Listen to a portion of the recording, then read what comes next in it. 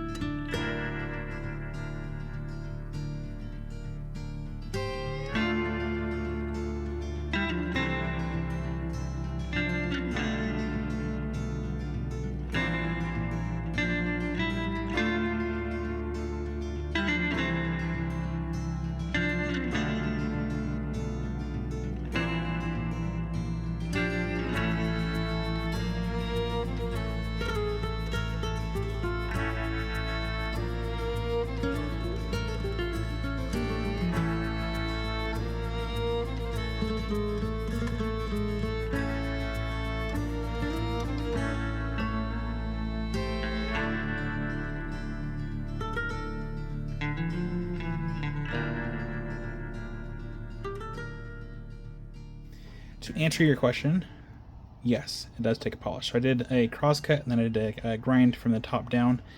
This is the grind from the top down, so it does look a little porous in spots, but portions did take a polish. And then on this side, it absolutely took a polish. Look at that. Beautiful. And in the center here is actually a tiny limb, petrified wood, which is really neat. But just look at those patterns. So beautiful.